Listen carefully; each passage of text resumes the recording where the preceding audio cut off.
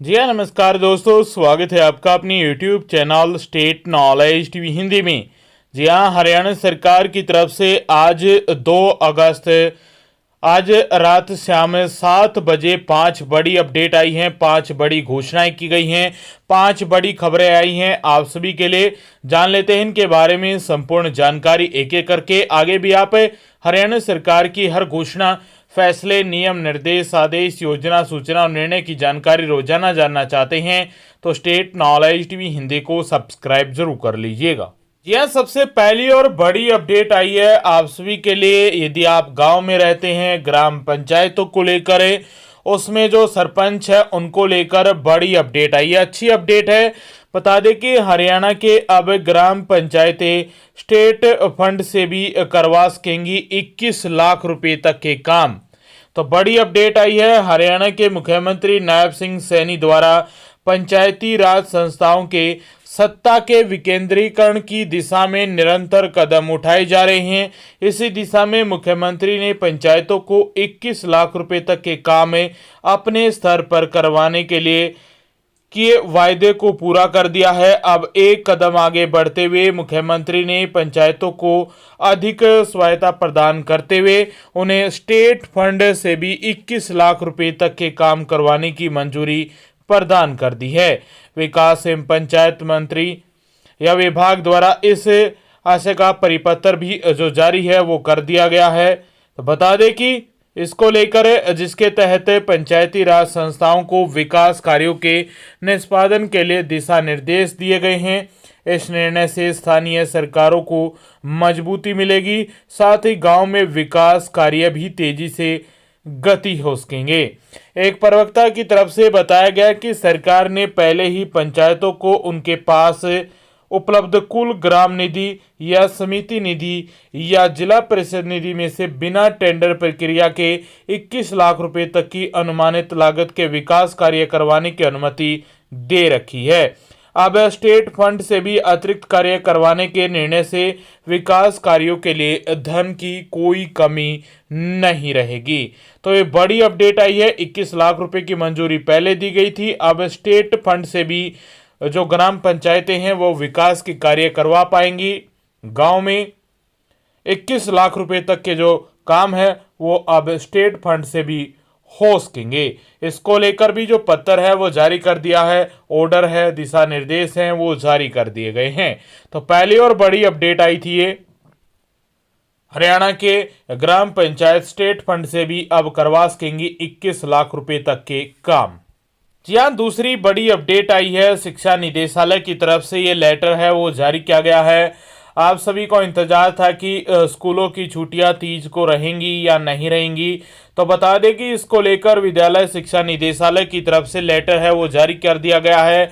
हरियाणा के सभी SCRT हरियाणा गुरुग्राम निदेशकों, राज्य के सभी जिला शिक्षा अधिकारियों को, मौलिक शिक्षा अधिकारियों को, खंड शिक्षा अधिकारी को और राज्य के सभी खंड मौलिक शिक्षा अधिकारियों को ये लेटर है वो जारी कर दिया गया है। इस लेटर में क्या लिखा है बता दें कि हरियाली तीज के अवसर पर होने वाली स्थानीय अवकाश के बदलाव के संदर्भ में यह जानकारी दी गई है। यानी 7 अगस्त 2024 बुधवार को तीज रहने वाली है। तो बता दें कि 25/1/2024 को जो हरियाणा सरकार की तरफ से जो कैलेंडर है वो जारी किया गया था, अवगत कराया गया था। इसमें हरियाली तीज के संदर्भ में 6 सितंबर 2024 की छुट्टी थी, लेकिन अब उसके स्थान पर 7 अगस्त 2024 बुधवार को अवकाश रहेगा। तो अतः राज्य के सभी डीओ और डीओ के आग्रह किया जाता है कि वे अपने अधीनस्थ सभी विद्यालयों में हरियाली तीज का अवकाश 7 अगस्त 2024 बुधवार को करना सुनिश्चित करें तथा 6/9/2024 को सभी विद्यालय आम दिनों की भांति खुले रहेंगे। यानी पहले छुट्टी सितंबर 6 की थी, लेकिन अब उसके स्थान पर छुट्टियां रहेंगी 7 अगस्त 2024 की बुधवार की। तो उस दिन आपका अवकाश रहेगा स्कूल का, यानी 7 अगस्त को, और 6 सितंबर को आपके स्कूल लगेंगे। पहले छुट्टी 6 सितंबर की थी, तो अब 6 सितंबर की छुट्टी नहीं रहेंगी, 7 अगस्त की छुट्टी रहेगी। सभी प्राइवेट, सरकारी, किसी भी मान्यता प्राप्त जो स्कूल जो हरियाणा में चल रहा है उन सभी की छुट्टियां रहने वाली हैं। 7 अगस्त 2024 बुधवार को हरियाली तीज की अवकाश रहेगी, छुट्टी रहेगी, हॉलीडे रहेगा एक दिन का 7 अगस्त का। तो ये दूसरी बड़ी अपडेट आई थी हरियाणा में शिक्षा निदेशालय की तरफ से हरियाणा के सभी सरकारी और प्राइवेट स्कूलों को लेकर हरियाली तीज की छुट्टी को लेकर ये लेटर है वो जारी किया गया है। जी हाँ, तीसरी बड़ी अपडेट आई है आप सभी के लिए। जी हाँ, बता दें कि यदि आपकी फैमिली आईडी में आपकी इनकम 1 लाख रुपए से कम है तो आप हैप्पी कार्ड बनवा सकते हैं।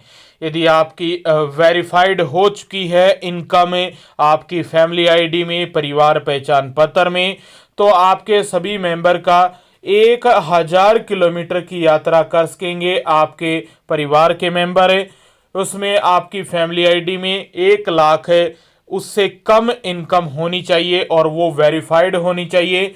हरियाणा में योग्य परिवारों के फैमिली आईडी से बन रहे हैं हैप्पी कार्ड। वर्ष में 1000 किलोमीटर की यात्रा कर सकेंगे फ्री। प्रत्येक सदस्य का बनेगा अलग अलग हैप्पी कार्ड। आधार कार्ड में मोबाइल नंबर जरूरी होना चाहिए अपडेट। यदि आपने का जो आधार कार्ड है वो पुराना है, कई साल पुराना है, तो उसको अपडेट करवा लीजिए और उसमें अपना फैमिली आईडी में जो आपका फोन नंबर वगैरह है वो उसमें ऐड करवा लीजिए, यानी अपडेट करवा लीजिए। प्रदेश में अंत्योदय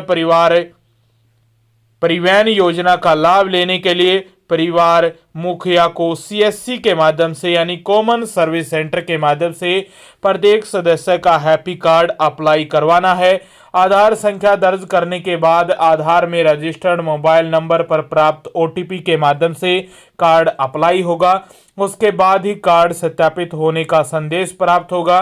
परिवार को जिस डिपो से कार्ड प्राप्त करना है उसका चयन करना है और साथ में परिवार का कोई कार्ड प्राप्त करने की तिथि भी मिलेगी।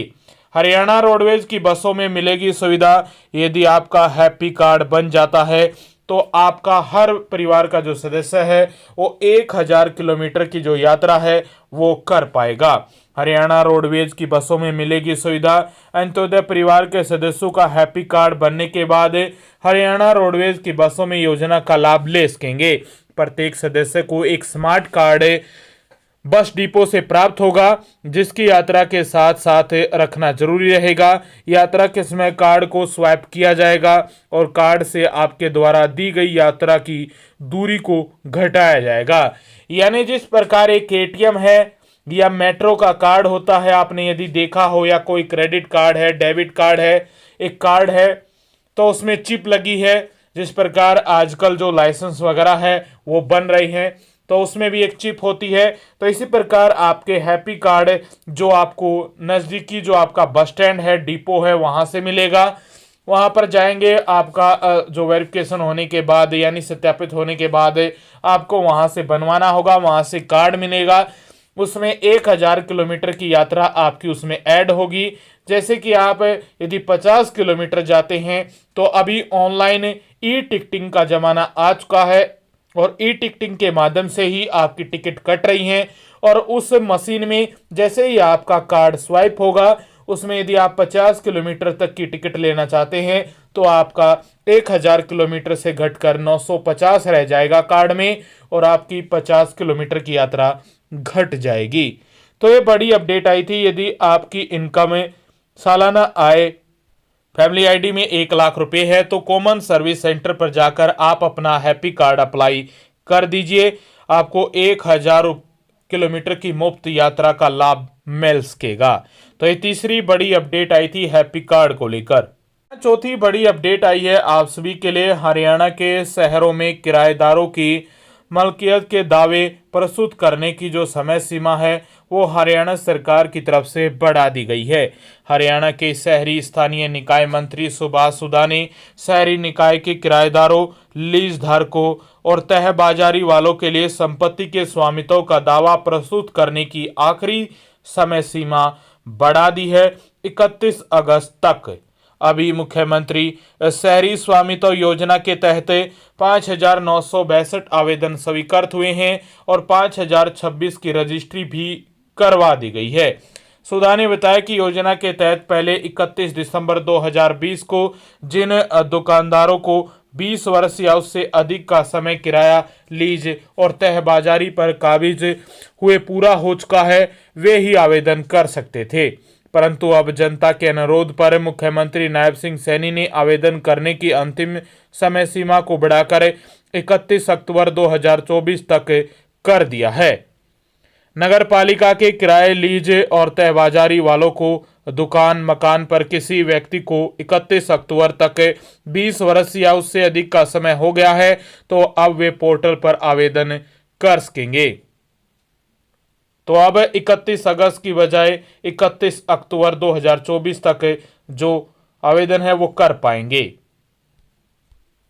तो ये चौथी बड़ी अपडेट आई थी आप सभी के लिए सरकार की तरफ से। वही पांचवी अपडेट आई है हरियाणा सरकार की तरफ से हरियाणा के घरेलू बिजली उपभोक्ताओं को लेकर। हरियाणा सरकार ने घरेलू उपभोक्ताओं के लिए सरचार्ज माफी योजना की शुरुआत कर दी है। फिर से बता दें कि हरियाणा सरकार द्वारा बिजली के बकाया बिलों के समाधान के लिए सरचार्ज माफी योजना शुरू की गई है। योजना का लाभ शहरी और ग्रामीण क्षेत्रों के ऐसे घरेलू उपभोक्ता उठा सकेंगे जिनके बिजली बिल 31 दिसंबर 2023 तक बकाया थे, अब तक बकाया है।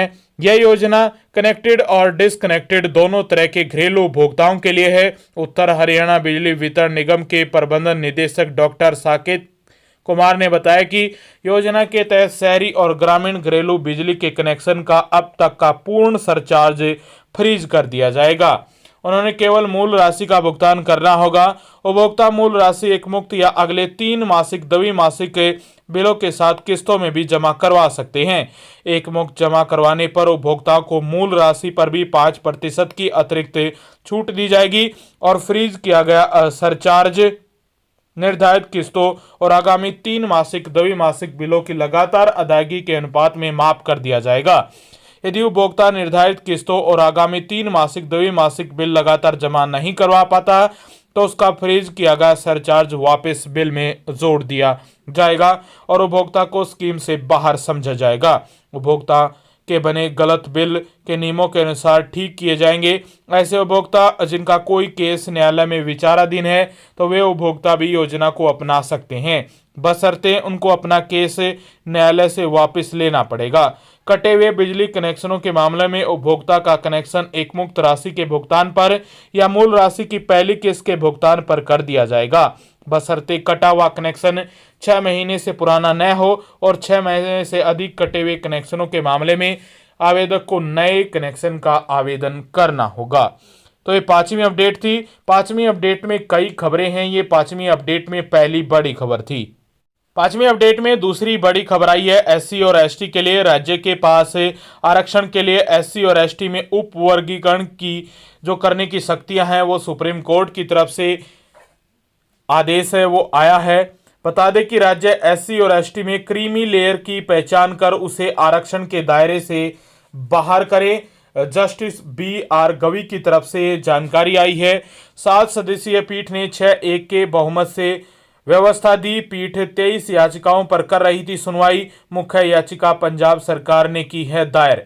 जी हां, अब एससी और एसटी यानी अनुसूचित जाति और अनुसूचित जनजाति में उप वर्गीकरण करने की अनुमति दी जा सकती है ताकि यह सुनिश्चित किया जा सके कि इन समूह के भीतर और अधिक पिछड़ा जातियों के आरक्षण दिया जाए।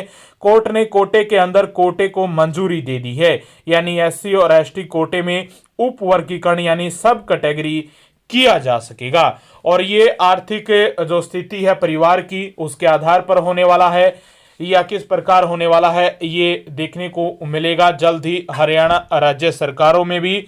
आप सभी के लिए ये बड़ी अपडेट आई थी। पांचवी अपडेट में ये बड़ी खबर थी। पांचवी अपडेट में आखिरी खबर आई आप सभी के लिए। हरियाणा के शहरी स्थानीय निकाय पंचायती राज संस्थाओं में बीसीबी को 5% आरक्षण मिलेगा। पिछड़ा वर्ग आयोग ने मुख्यमंत्री नायब सिंह सैनी को सौंपी है रिपोर्ट। बता दें कि मंत्रिमंडल की बैठक में मिल सकती है मंजूरी।